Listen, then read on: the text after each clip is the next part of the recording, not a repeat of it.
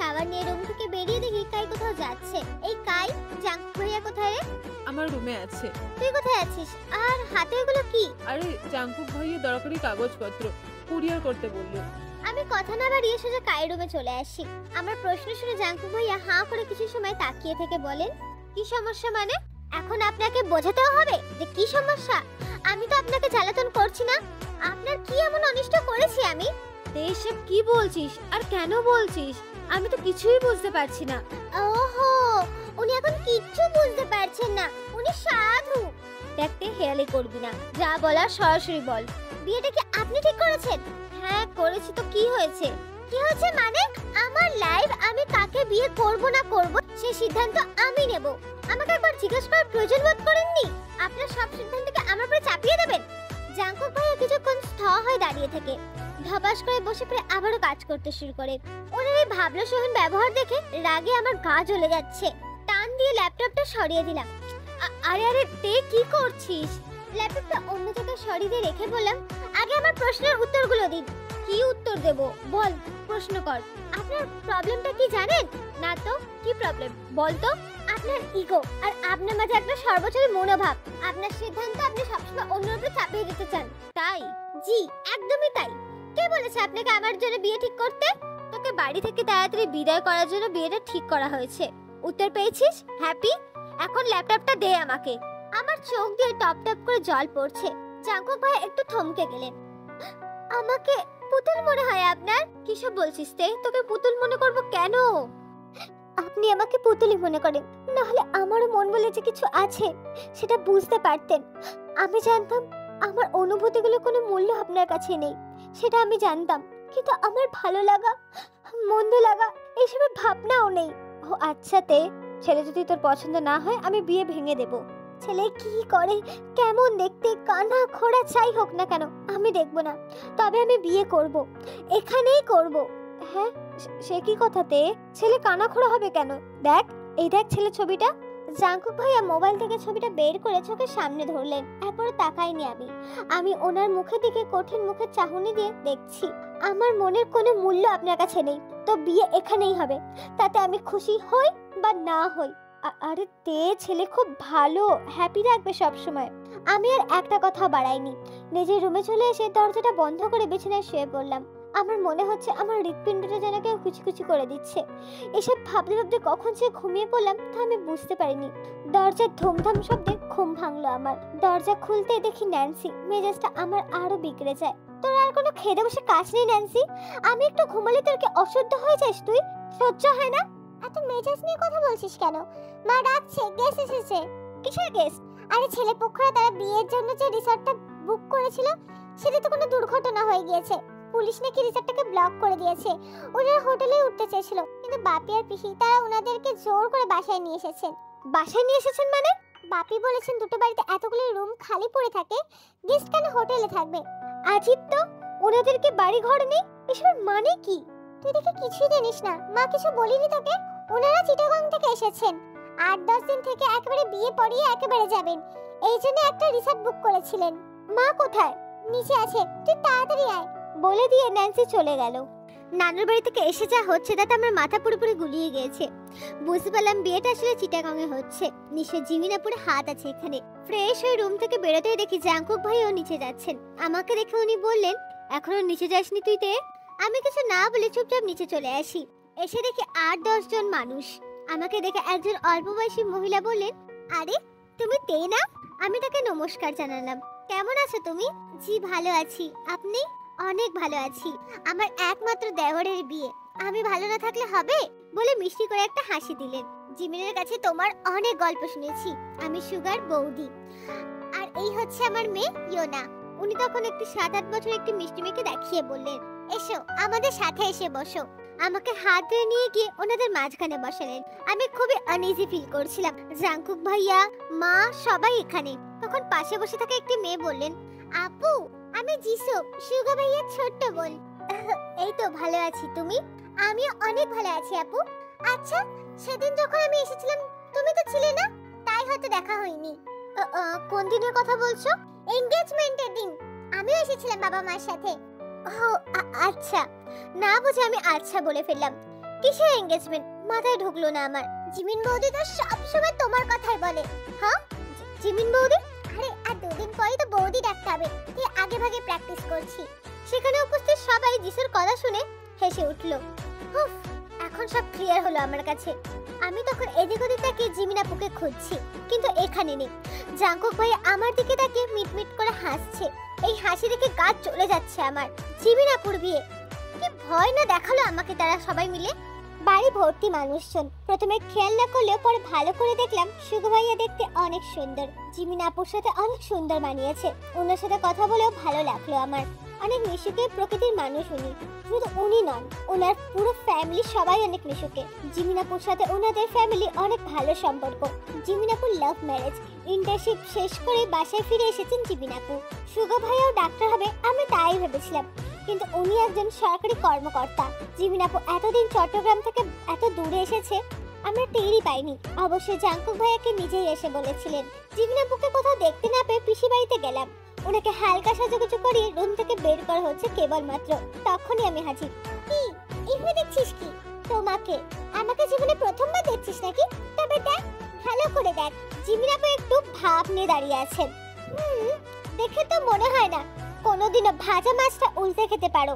তলে তলে এত দূর, তুমি তো আসলে একটি মিচকে শয়তান, ভেজা বিড়াল কোথাকারে। যা ইচ্ছা বল, আজকে আর আমি তোকে কিছু বলবো না। তবে তোর মুখটাতে সত্যি দেখার মতো ছিল। এই হাসবি না কিন্তু, তোমার হাসি দেখে আমার গা জ্বলে যাচ্ছে। এইভাবে কেউ ভয় দেখায় বুঝি? আর নিলে তো নিলে জাঙ্কুক ভাইয়ের নাম দিয়ে ধোকা দিলে। তো ভাইয়া তো আর কিছু বলিনি। ন্যান্সির আমার প্ল্যান ছিল, মামিকে কিছুই বলতে দিইনি। তো মাঝখান থেকে অর্ধেকটা বলেই ফেলেছে, আরো সহজ করে দিয়েছে। শুধু বিয়ে শপিং হলো, কিন্তু কার বিয়ে সেটা তো বলিনি। তারপর আরো কিছু বলতো তাই, কিন্তু ন্যান্সি ইসরাফে চুপ করে দিয়েছে। তোমরা তো মজা করেই খাল্লাস। আমি এখন জাঙ্কুক ভাইয়ের সামনে যাব কিভাবে? কিভাবে যাবি মানে? আইতে কিছু বলেছিস নাকি? এই তুই কি বলেছিস? তোমার আর শুনতে হবে না, তুমি যাও, ওনারা অপেক্ষা করছেন তোমার জন্য। যাচ্ছি যাচ্ছি। কিন্তু কিন্তু কি, কে যে কোথায় ডুবে ডুবে মরে সেই খবর কি আমরা জানি না? প্রেমের মরা জলে ডুবে না। ওহো, প্রেমে গান গাইতে গাইতে চলে গেলেন জিমিন আপু। আমাকে কিছু বলার সুযোগই দিল না। উনি যে কি বললো আমারটা বুঝতে বাকি রইল না। মাথা ধরে আছে খুব। এত মানুষের ভিড়ে আর যেতে ইচ্ছা করছে না আমার। জিমিন আপুর রুমে শুয়ে পড়লাম। কিছুক্ষণ পর জাঙ্কুক ভাইয়া একটা ব্যাগ হাতে রুমে ঢুকলেন। ওনার দেখে আমি উঠে বসলাম। ব্যাগটা একপাশে রেখে উনি আমাকে বললেন, আরে তে একা একা এখানে কি করছিস? আপনিও আমার সাথে মিথ্যে কথা বলেন জাঙ্কুক ভাইয়া। তুই ভালো করেই জানিস তে আমি মিথ্যে বলি না। তাহলে ওই সময় কি বলছিলেন? আমি তো তোর নাম বলিনি। যা বলেছি জিমিনের কথা বলেছি। জিমিনকে হ্যাপি রাখবে ও। তবে হ্যাঁ, এটা ঠিক, তুই নিজের কথা বলেছিস দেখে আমি শুধরে দেইনি, তাই না? আর যে বললেন আমাকে বাড়ি থেকে তাড়াতাড়ি বিদায় করার জন্য বিয়েটা ঠিক করা হয়েছে, সেটা এটা তো সত্যি, তবে একটু ঘুরিয়ে আর কি। জিমিন বড়, ওকে বিদায় না করা গেলে তোকে বিদায় করা যাবে না। অনেক চালাক আপনি। দেখতে প্লিজ এটা অন্তত আমাকে বলিস না, আমি খুব সোজাসাপটা একজন মানুষ। জাঙ্কুক ভাইয়া চলে গেলেন। সুগা ভাইয়ার সাথে ওনার ভাবি, ভাতিজি, বোন, কাজিন, তাইহুন, রোজি, মামা, মামাতো ভাই, মামা, মামি, মামাতো বোন লিসা, ওনার বন্ধু মিনহু এবং বোগাম এসেছে। সারা বাড়ি গম গম করছে। বিয়ে বাড়ি বলে কথা, সবার সাথে পরিচয় হয়ে গিয়েছে আমার। বিয়ের শপিং ঘোরাঘুরি করেই দিন পেরিয়ে যাচ্ছে। বিয়ের দিন এগিয়ে আসছে। সুগা ভাইয়ার বন্ধু বোগাম ভাইয়া, লিজা আপু, ন্যান্সি, আমি, রোজি একসাথে মিলে সবাই বিকেলবেলায় বাগানে বসে গল্প করছিলাম। হঠাৎ জাঙ্কুক ভাইয়া এসে বললেন, তে একটু আয় তো আমার সাথে। জিমিন আপু, সুগা ভাইয়া, ভাবি এসে উপস্থিত হন। তখন আমাকে উঠতে দেখে ভাবি বলেন, আরে আরে আমরা আসলাম আর তুমি কোথায় যাচ্ছ? তে ভাইয়া ডাকছেন, আপনারা গল্প করুন, আমি এক্ষুনি আসছি। জাঙ্কুক ভাইয়াকে আমি ওনার রুমেই পেলাম। জাঙ্কুক ভাইয়া ডাকছিলে কেন? বস এখানে। উনি ওনার টেবিলে ল্যাপটপ নিয়ে বিজি ছিলেন। আমি বেডের এক পাশে বসলাম। অনেক সময় বসে থাকার পর আমি বললাম, আর কত সময় বসে থাকবো? তারা আছে নাকি তোর? তারা নেই, কিন্তু সবাই গল্প করতে। এক কাপ কফি করে নিয়ে যা। উফ, আসছে মহারাজ, হুকুম করতে মনে মনে বিড়বিড় করে বলছি। কফি এনে দিলাম। আমি যাই এখন। তুই কি চেনে ঢেলে দিয়েছিস? তে মুখে দেওয়া যাচ্ছে না তো। বলে উঠে উনি ফেলে দিলেন। আর একটা করে দিবি প্লিজ তে, মাথাটা খুব ধরে আছে। আমি বোকার মতো চেয়ে আছি, রাগ উঠে গিয়েছে আমার। কি আর করার, আর একটা কফি এনে বানিয়ে দিলাম। মিষ্টি ঠিক আছে, আমি খেয়ে দেখেছি। কাজের ফাঁকে উনি উত্তর দিলেন, আগেরটায় মিষ্টি ঠিকই ছিল, কিন্তু ওনার কাছে কেন জানি না বেশি মনে হয়েছে। আর কিছু করতে হবে না। আচ্ছা আমি গেলাম তাহলে। শোন। জি। সুগার সাথে জিমিনের বিয়ে হচ্ছে, ওনারা আমাদের গেস্ট, কিন্তু সুগার বন্ধুদের কাছ থেকে দূরে দূরে থাকবি। কেন, কি হয়েছে? কিছু হয়েছে বলেছি, এত গল্প করা কিছুই নেই, বড় হয়েছিস। আচ্ছা। কি আচ্ছা? ওই তো বড় হয়েছি। মামিকে আর মাকে হেল্প কর, এখানে ওখানে যাওয়ার দরকার নেই তোর। আচ্ছা। কেমনটা লাগে? সবাই বাইরে কি সুন্দর গল্প করছে, আর আমি বাসায় কিচেনে পড়ে আছি। এত ঝামেলার মধ্যে মা আমাকে পেয়ে অনেক খুশি। ওনার অ্যাসিস্ট্যান্টের কাজ করছি। চাঙ্কু ভাইয়া কেন যেতে দিলে না বুঝতে পেরে মনে মনে হাসছি। উনি নিশ্চয়ই খুব জেলাস ফিল করছে, সেটা আমি খুব ভালো রকমে বুঝতে পেরেছি। দেখতে দেখতে জিমিনাপুর বিয়ে হয়ে গেল। শ্বশুরবাড়ি চলে গেছেন উনি। ন্যান্সি কাই সাথে গেল। 3-4 দিন পরে জিমিনাপু সুগা ভাইয়া তার আসলো। জিমিনাপু এবার আমাকে ভয় দেখায়নি, কিন্তু তার চেয়ে বেশি ভয়ঙ্কর সংবাদ দিলেন। বোগাম ভাইয়া মানে সুগা ভাইয়ার বন্ধু নাকি আমাকে বিয়ে প্রপোজাল পাঠিয়েছে। সুগা ভাইয়া খুব পছন্দ বোগামকে। বোগাম ভাইয়া ব্যাংকার, ভালো ফ্যামিলি। প্রপোজাল পেয়ে বাবি মা বেশ সিরিয়াস। পিসির পছন্দ হয়েছে। এবার বুঝি আমার বাঁচার উপায় নেই। জাংকুক ভাইয়া হয়তো কিছু একটা আন্দাজি করতে পেরেছিলেন। পরশুদিন জিমিনাপুরা চলে যাবে। মা বাবা চিন্তা ভাবনা করছেন, সকালে সিদ্ধান্ত হবে। বাপি মা রাজি হলে জিমিনাপুরা আর যাবে না। বোগাম ভাইয়ার ফ্যামিলি তারা দেখতে আসবে। খুব সম্ভবত এনগেজমেন্ট কলে যাবে। আমার ভেতরটা যেন শুকিয়ে আসছে। পরের দিন সকালে বাপি মা পিসিকে নিয়ে কথা বলতে বসলো বাপির রুমে। আমি পিসি বাড়ি গেলাম। গিয়ে দেখি জাংকুক ভাইয়া ব্যালকনিতে দাঁড়িয়ে আছেন। বেশ গম্ভীর দেখাচ্ছে ওনাকে। আমাকে দেখতে পেয়ে জাংকুক ভাইয়া ডাক দিলেন, তে আমার রুমে আয় তো। এমনিতেই টেনশনে দম বেরিয়ে যাচ্ছে আমার, তারপরে ওনার ডাক শুনে হার্টবিট বেড়ে যাচ্ছে, হাতটা অবশ হয়ে আসছে আমার। জাংকুক ভাইয়ার রুমে যাবার পর উনি দরজাটা লাগিয়ে দিলেন। এবার মনে হয় আমি অজ্ঞানী হয়ে যাব। তোর সাথে আমার কিছু জরুরি কথা আছে তে। বলুন। আমি মিনমিন করে বললাম। আমি সোজা প্রশ্ন করব, সোজা উত্তর দিবি, ঠিক আছে? আমি ঘাড় নাড়িয়ে সাড়া দিলাম। বোগাম বিয়ের প্রস্তাব দিয়েছে, শুনেছিস নিশ্চয়ই? বিয়েটা কি করবি? না। কিছু সময় চুপ করে বাইরের দিকে তাকিয়ে থেকে আমার কাছে এসে আমার 2 হাত শক্ত করে ধরে জিজ্ঞাসা করলেন, ভালোবাসিস? বিয়ে করবি আমাকে তে? ওনার মুখে এই কথা শুনে আমার মনে হলো আমি কথা বলা হয়তো এক মুহূর্তের জন্য ভুলেই গিয়েছি। মুখ থেকে কিছু বের হচ্ছে না আমার। কি হলো, জবাব দিচ্ছিস না কেন তে?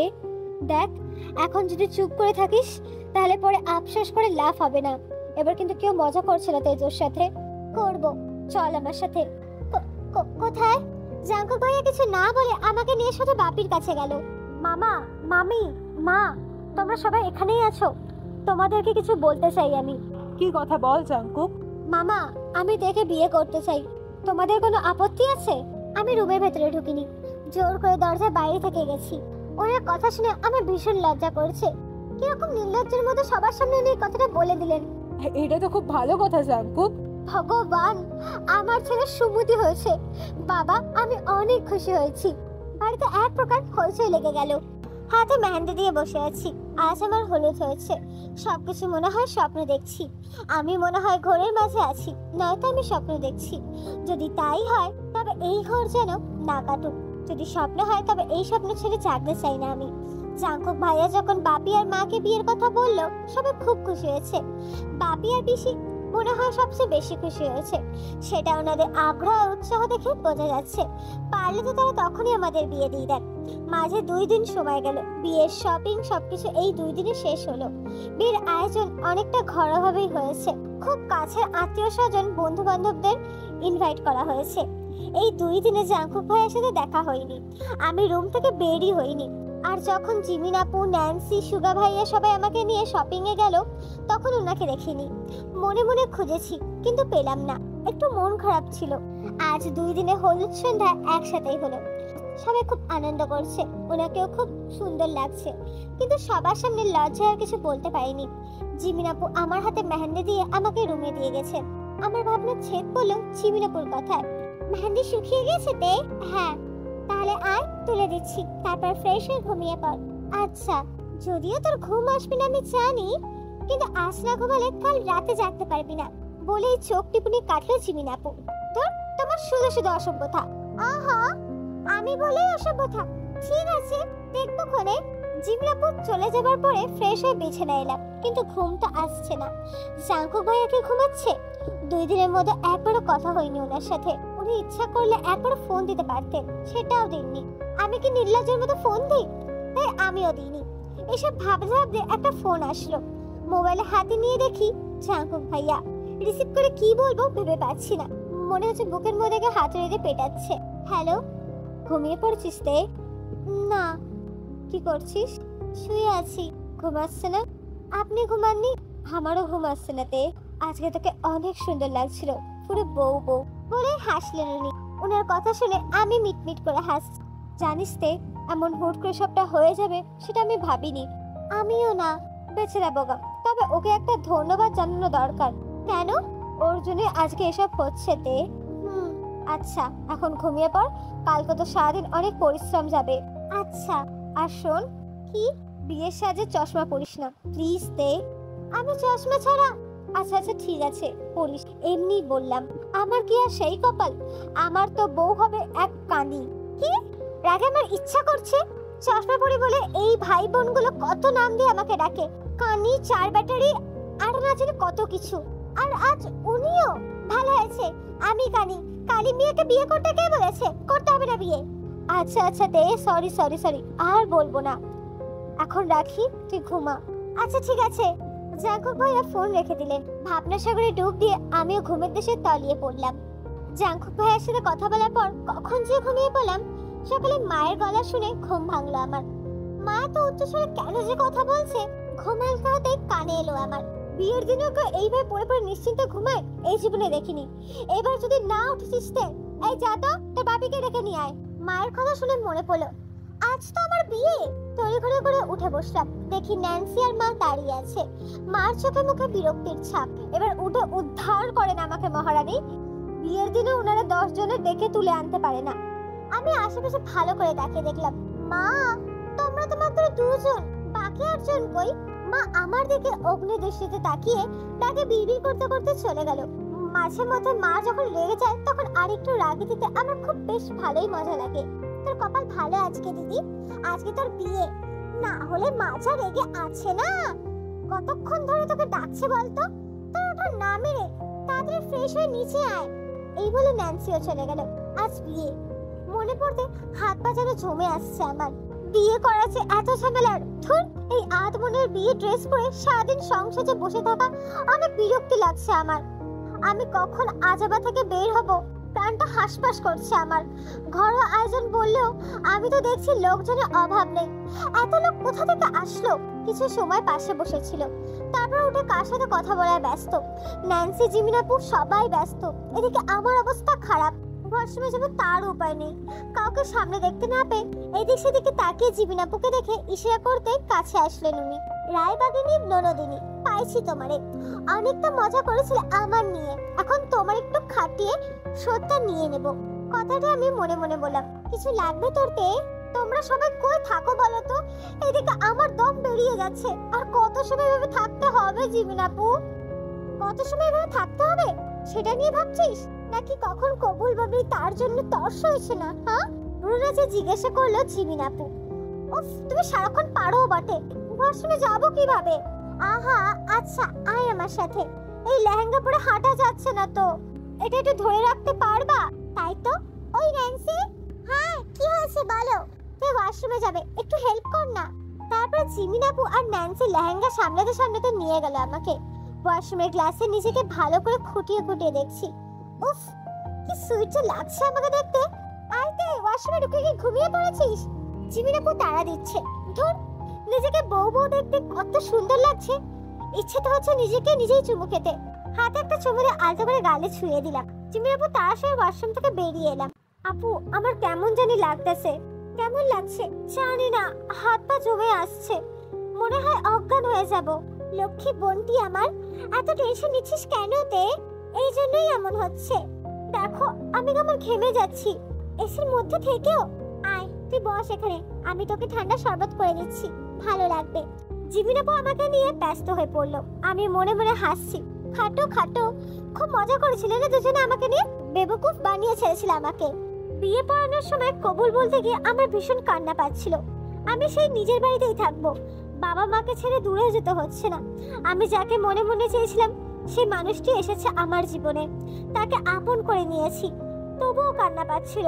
বিয়ে জিনিসটা কেমন, কবুল বলার সাথে সাথে আরেকজন মানুষের জীবনের সাথে আজীবনের জন্য জড়িয়ে যাওয়া, কত দায়িত্ব গ্রহণ করা, নিজের ব্যক্তিগত স্বাধীন জীবনকে কাউকে প্রবাসী কর দেওয়া, কত কিছু মাথায় আছে। বিয়ে পর্ব সমাধান হলো, অবশেষে আমি ওনাকে পেলাম।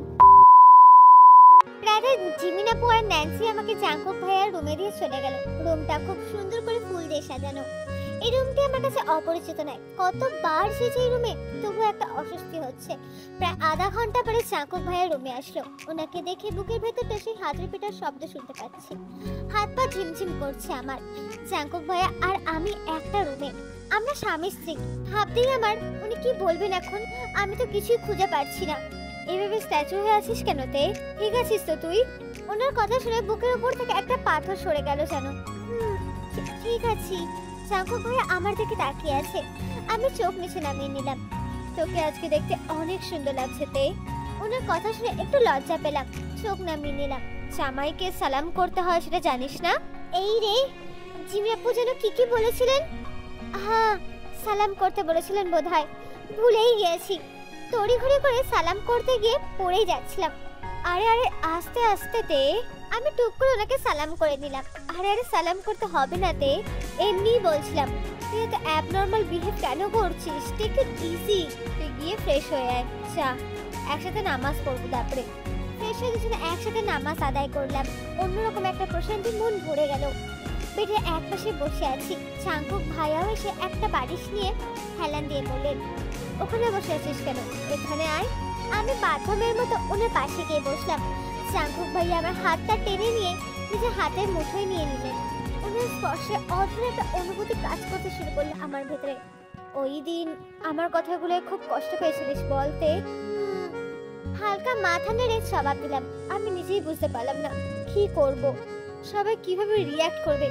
কিন্তু যেদিন বোগামকে দেখলাম তোর পেছনে বেশি ঘুরঘুর করছে, আমার খুব রাগ হচ্ছিল জানিস তে। আপনি জেলাস ছিলেন? হ্যাঁ ছিলাম।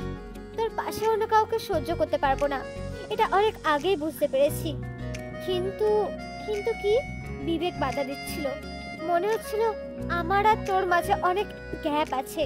জেনে শুনে তোকে অসময় একটা সম্পর্কে জড়াতে ইচ্ছা করছিল না আমার। জাঙ্কুক ভাইয়ের কথাগুলো শুনে আমি স্বাভাবিক হয়ে গেলাম।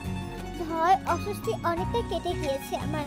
ও, এখন বুঝি বয়স কমে সম্মান হয়ে গেছে? তা কমেনি আবার, 10 বছর কমে গেছে। হ্যাঁ, অনেক রাত হয়ে গেছে গল্প করতে করতে। সারাদিন তো অনেক ধকল গেল তে, চল ঘুমাই। আমিও সায় দিলাম। আমি যখন বালিশটা ঠিক করে শুতে যাব তখন উনি বলেন, তে সত্যি ঘুমাবি? এই কথাটা শুনে ওনার দিকে ফিরে তাকালাম আমি। হ্যাঁ, আপনি তো বললেন ঘুমাতে। আচ্ছা ঠিক আছে, ঘুমা। আমি শুতেই যাব, উনি আমার হাতটা টেনে ওনার বুকের দিকে নিয়ে আসলেন। ওখানে ঘুমাতে কে বললো তোকে? তো কোথায় ঘুমাবো? এইখানে। উনি আমাকে বুকে জড়িয়ে নিলেন। উফ, এইভাবে কেউ ধরলে আমি ঘুমাতে পারি না। এখন থেকে এইভাবে ঘুমাতে হবে তোকে তে। বলে কপালে একটা ঠোঁটের স্পর্শ রেখে দিলেন উনি। কি করছেন? কি করছি? আমি আমার বউকে দিলাম। তোর কি সমস্যা? চুপচাপ ঘুমা বলে চোখ বন্ধ করে নিলেন উনি। ওনার এতটা কাছে আমি যে ওনার প্রতিটি হার্টবিট আমি শুনতে পাচ্ছি, ওনার প্রতিটি নিঃশ্বাস ছুঁয়ে যাচ্ছে আমার। তখন হঠাৎ করে উনি আমার হাতটা শক্ত করে বিছানার সাথে চেপে ধরলেন। আমি ওনার চোখের দিকে তাকিয়েই আমার সারা শরীর যেন বয়ে যেন একটা ঠান্ডা বাতাস বয়ে যায়। জাঙ্কুক ভাইয়া আমার দেখে এক নেশালো দৃষ্টিতে তাকিয়ে আছে। কি করছো ভাইয়া? হাত। তিনি আমার কথা শেষ করার আগেই আমার ঠোঁট জোড়া নিচে দখলে নিয়ে পাগলের মতো ভালোবাসতে শুরু করলেন। আমি তাকে প্রথম 2-1 থামানোর চেষ্টা করি, কিন্তু এবং তিনি একটু বিরক্ত হয়ে আমার দিকে তাকান। কি হয়েছে মন পাখি, তোর কি ভালো লাগছে না? না মানে কেমন যেন একটা অনুভূতি হচ্ছে। কেমন অনুভূতি হচ্ছে বল না জান।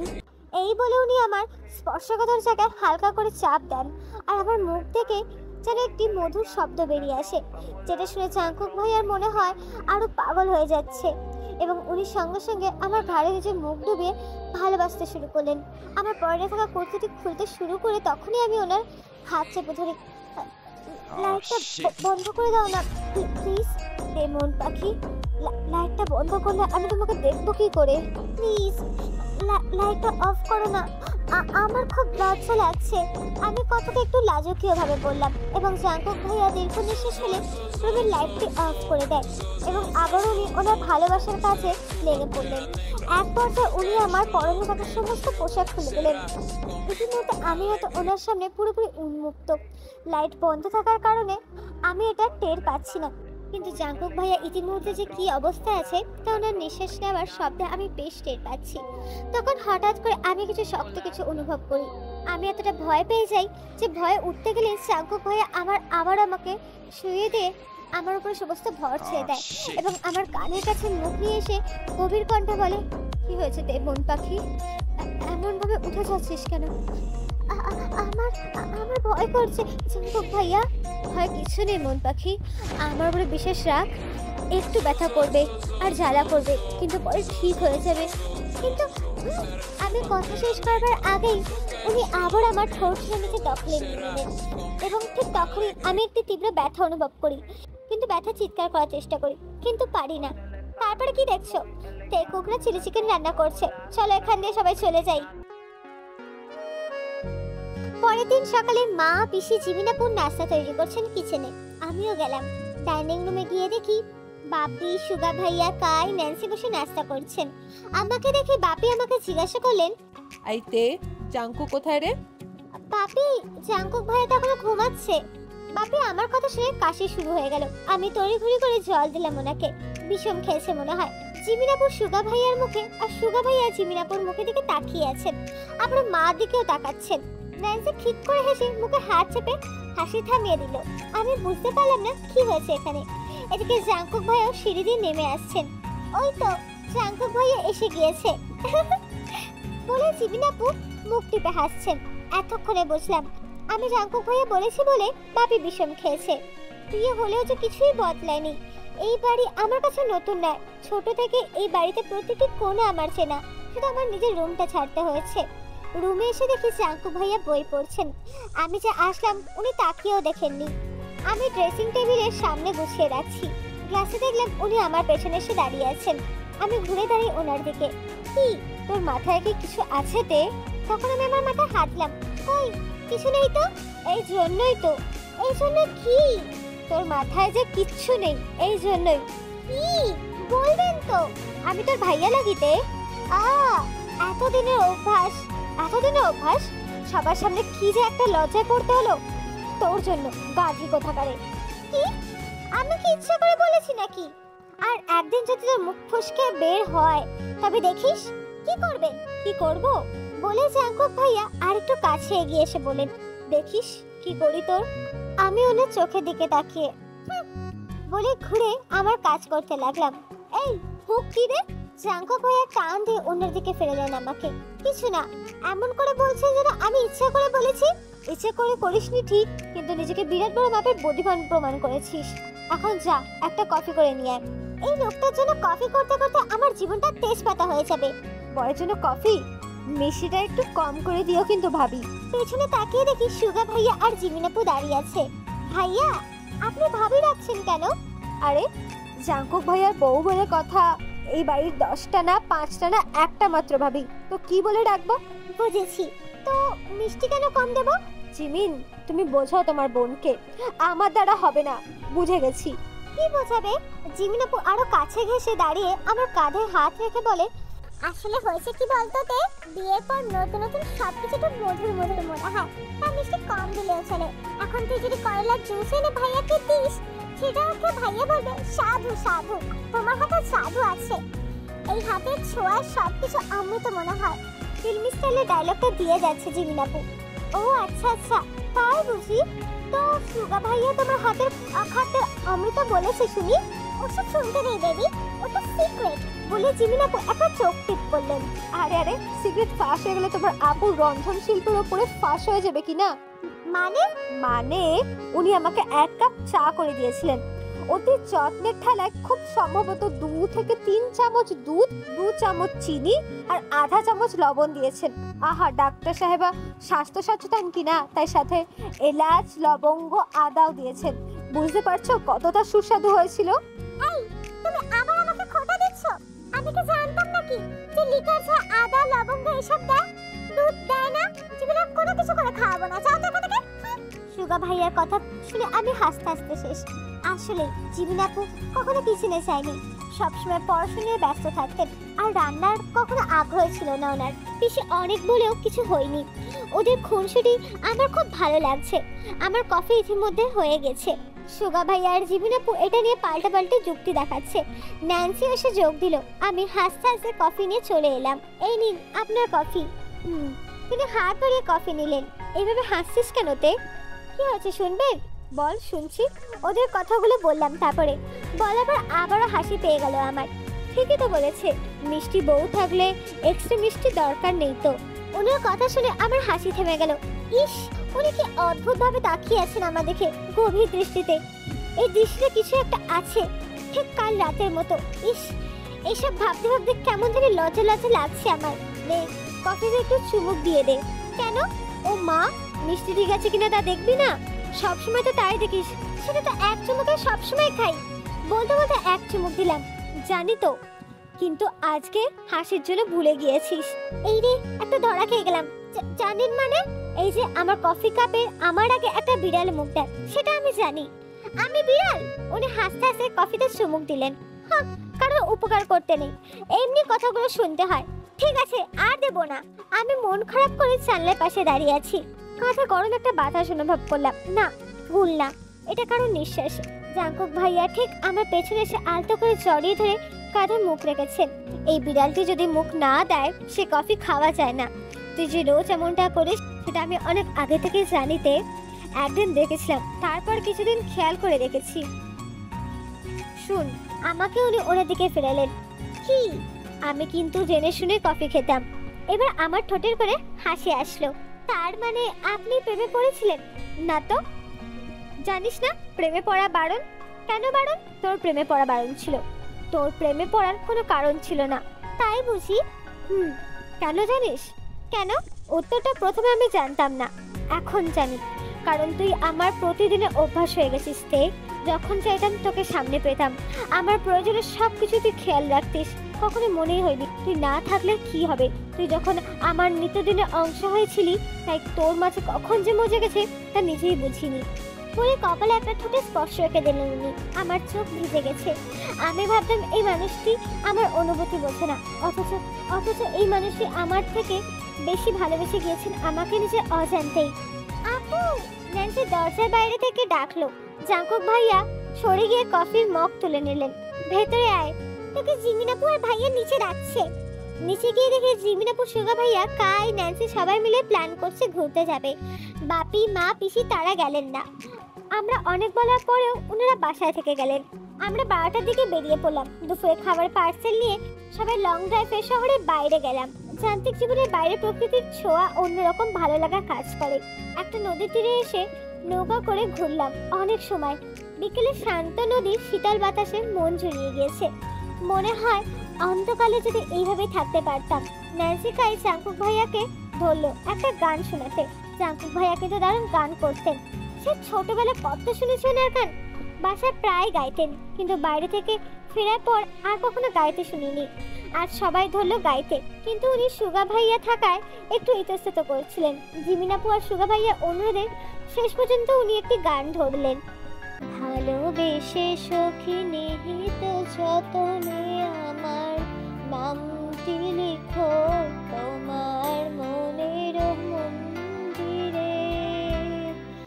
আমার পরাণে যে গান বাজেছে তাহার তালটি শিখো তোমার চরণ মঞ্জিরে। ভালোবেসে সখী নিহিত যতনে আমার নামটি লিখো তোমার মনের মন্দিরে।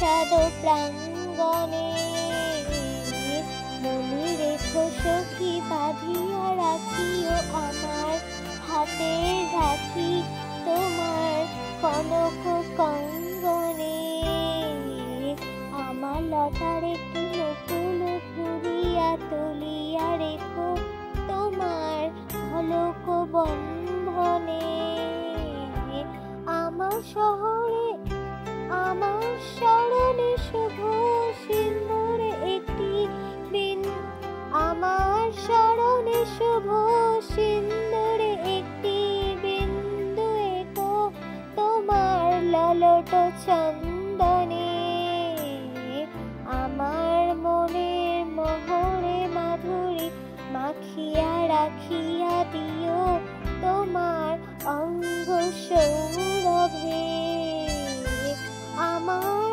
অকুল জীবন মরণে টুকিয়া লুকিয়া নিও তোমার অতুল গৌরবে ভালোবেসে সখী নিভৃত যতনে আমার নামটি লিখো তোমার মনের মন্দিরে। গানটা শুনতে এত ভালো লাগছিল যে বলে বোঝাতে পারবো না। এই পরিবেশে যেন এই গানটা হৃদয়ে ছুঁয়ে গেছে। আমাদের ফিরতে ফিরতে রাত হয়ে গেছে। সারাটা দিন সত্যি অনেক আনন্দ হয়েছে সবার সাথে। রাতে সবাই যখন যে যার রুমে চলে গেছে তখন আমিও রুমে এলাম। রুমিনাপুর ন্যান্সির সাথে অনেক সময় গল্প করলাম। রুমে এসে দেখি চাঙ্কুক ভাইয়া রুমে নেই, ব্যালকনিতে দাঁড়িয়ে আছে। এখানে কি করছে? শুনে কি করবি? কেন? তোর শোনার সময় কইতে এত তাড়াতাড়ি তোর গল্প করা শেষ হয়ে গেল বুঝি? ঘরের দিকে তাকিয়ে দেখি অনেক রাত হয়ে গিয়েছে। এতটা বেজে গেছে খেয়াল করিনি সত্যি। রুমে আসবে না? না, এখানে ভালো লাগছে আমার। আমিও গিয়ে ব্যালকনিতে দাঁড়ালাম। উনি চুপচাপ দাঁড়িয়ে আছেন। আমি বুঝতে পারছি না, কিন্তু মনে হয় কিছুতে রেগে আছেন উনি। আমি চুপ করে আকাশের দিকে তাকিয়ে আছি।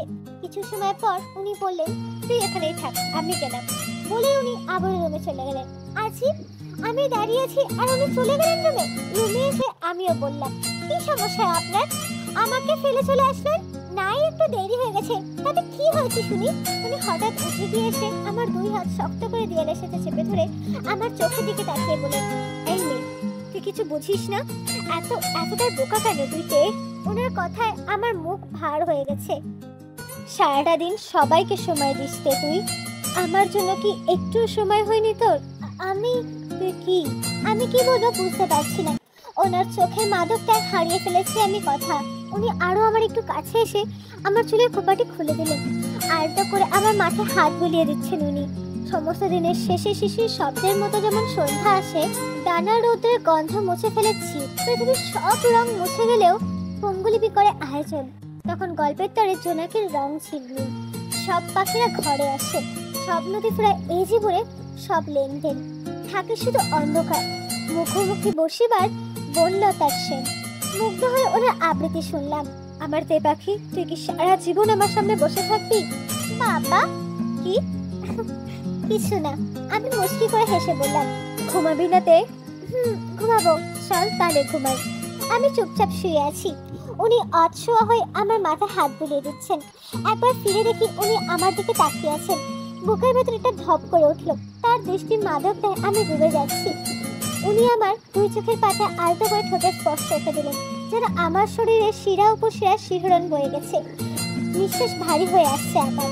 ভীরু পাখির মতো তার বুকে মুখ লুকিয়ে ফেলেছে আমি। চাতক পাখি এক ফোঁটা বৃষ্টি পেয়ে যেমন উচ্ছ্বসিত হয়, চাকুকের বুকে আমি এক ফোঁটা বৃষ্টি হয়ে নামলাম। জানলা গলে এক ফালি চাঁদ আবারও সাক্ষী হয়ে রইল আমাদের ভালোবাসার। আজকের সকালটা বাকিগুলো সকাল থেকে একটু অন্যরকম। সকালটা যে এত সুন্দর হতে পারে তা কখনো আগে বুঝিনি। ভোরের সূর্যোদয় জীবনে নতুন করে বাঁচার হাতছানি দিয়ে গেল। জাঙ্কুক আমার কোলে মাথা রেখে শুয়ে আছে। আমি ওর চুলে বিলি কেটে দিচ্ছি। এবার উঠুন। উঠবো না। তাহলে শুয়ে থাকুন, আমি গেলাম নিচে। একদম নড়বি না এখান থেকে, চুপচাপ বসে থাকবি। কটা বাজে খেয়াল আছে? মাত্র 7টা বাজেতে। এত সকালে নিচে যাওয়ার দরকার নেই, সবাই তো আছেই। সেই জন্যই সবাই আছে বলেই যাবো। আপনি থাকেন। তুই এখনো আপনি করছিস কেন তে? তো কি করব? তুমি করে বলো। লোকে শুনলে কি বলবে তে? জামাইকে ওই পুরোনো দিনের মতো আপনি আপনি করছিস? লোকের কথা আমার কি, আমি আপনি করেই বলবো। এটা কেন জানি না আপন আপন মনে লাগে। আমার যখন ইচ্ছা হবে আমি তুমি বলবো, আমার যখন ইচ্ছা হবে আমি আপনি বলবো। বুঝতে পেরেছেন? ধুর ধুর না, সত্যি বলছি। তুমি করে বললে আনইজি লাগে, আস্তে আস্তে ঠিক হয়ে যাবে। আচ্ছা ঠিক আছে। না ঠিক নেই। কি ঠিক নেই তে? আপনি যে তুই তুই করে ডাকেন। যা, এখন থেকে আমিও আপনি আপনি করে বলবো। হ্যাঁ আচ্ছা, তুমি করে বলবো, ঠিক আছে? না, আবার কি না? তুই করেই বলবেন সব সময়। হ্যাঁ তুই করে বলি।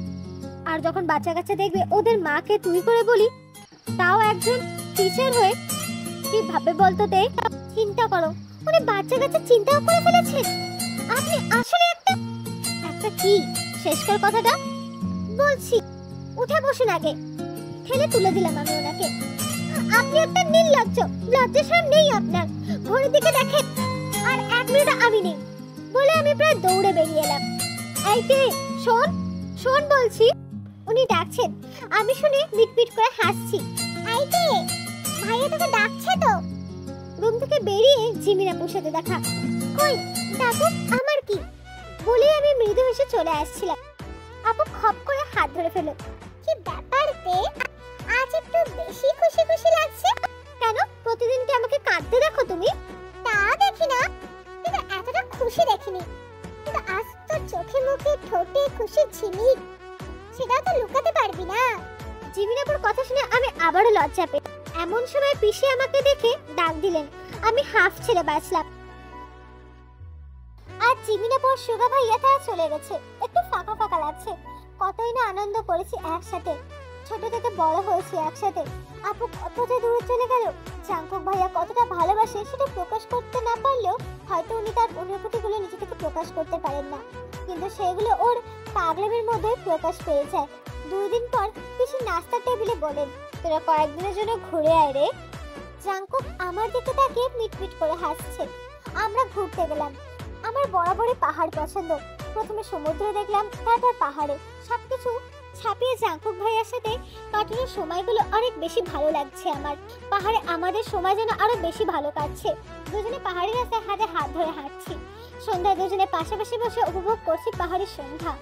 রাতের খাবার পরে দুজনে বসে আছি। আমি জাঙ্কুক ভাইয়ের কাছে মাথা এলিয়ে দিয়ে আছি, আর উনি গুনগুন করছেন। গুনগুন না করে একটা গান তো শোনাতেই পারো তো। শুনবি? আচ্ছা, তোকে আজকে আমি একটা পছন্দের গান শোনাই। আমি বেশ আগ্রহ নিয়ে নড়ে চড়ে বসলাম।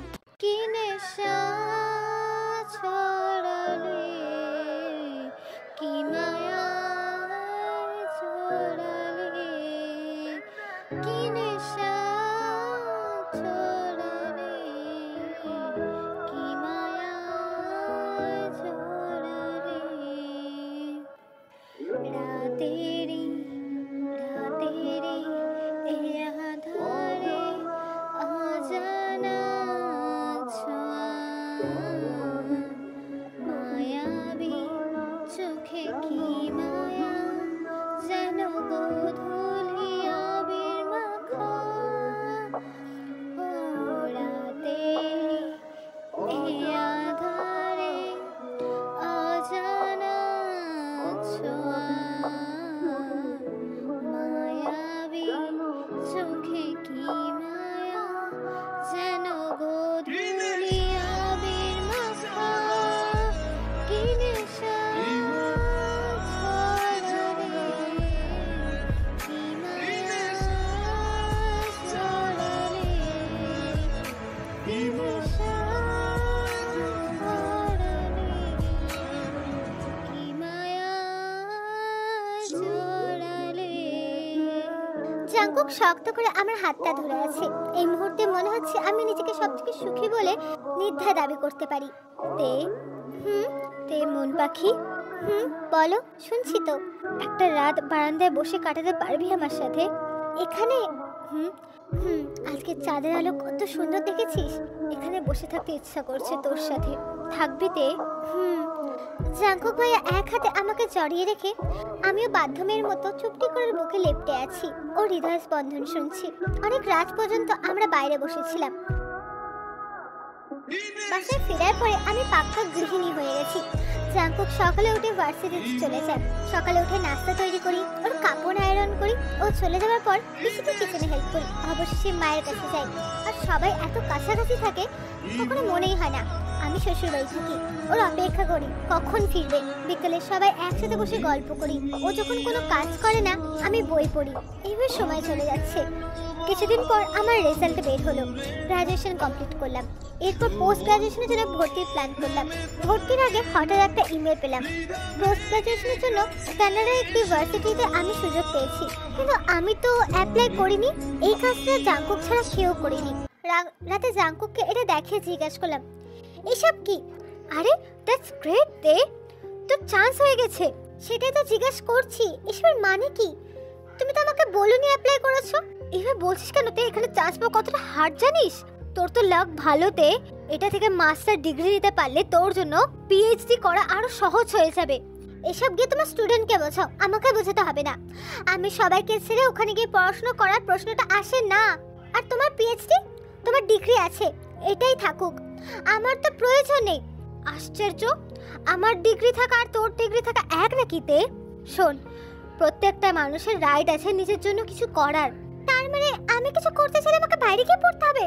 এখানে পড়ে কি কেউ কিছু হয়নি? সবাইকে বাইরে গিয়ে পড়েছে। আচ্ছা আচ্ছা ঠিক আছে তে, মাথা ঠান্ডা কর। আমরা এটা নিয়ে পরে আলোচনা করব। কিছুদিন সময় আছে, ভেবেচিন্তে সিদ্ধান্ত নেওয়া যাবে। জাংকুকের কাজে আমি শুধু অবাকই হইনি, ভীষণ রাগও হয়েছে আমার। রাতে আমি বেডে একপাশে শুয়ে আছি। জাংকুকও কি কাজ করছে ল্যাপটপে। এরই মধ্যে জাংকুকও কোনো কথা বলিনি, আমিও চুপচাপ শুয়ে আছি। জাংকুকের দিকে না তাকিয়ে বুঝতে পারলাম ও বেডে এসেছে। কি হয়েছে তে? এত চুপচাপ শুয়ে আছিস কেন তে? কিছু না, কিছু তো একটা হয়েছে। কি হয়েছে বল? কিছুই হয়নি, কি বলবো? আমার দিকে ফিরে কথা বলতে। দেয়ালের সাথে কথা বলছিস নাকি? এদিকে ফের। জাংকুক জোর করে ওর দিকে ফেরালো আমাকে। তুই তো বালিশ ভিজিয়ে ফেলেছিস তে, কি হয়েছে শুনি বল। বললাম তো কিছু হয়নি। রাগ করেছিস? তুমি আমাকে দূরে পাঠিয়ে দিতে চাও, বলো এই জন্য কাঁদছিস? বোকা মেয়ে। জাংকুক বুকে জড়িয়ে ধরলো আমাকে। তুই ভাবলি কি করে তে যে তোকে আমি দূরে পাঠিয়ে দিতে চাই?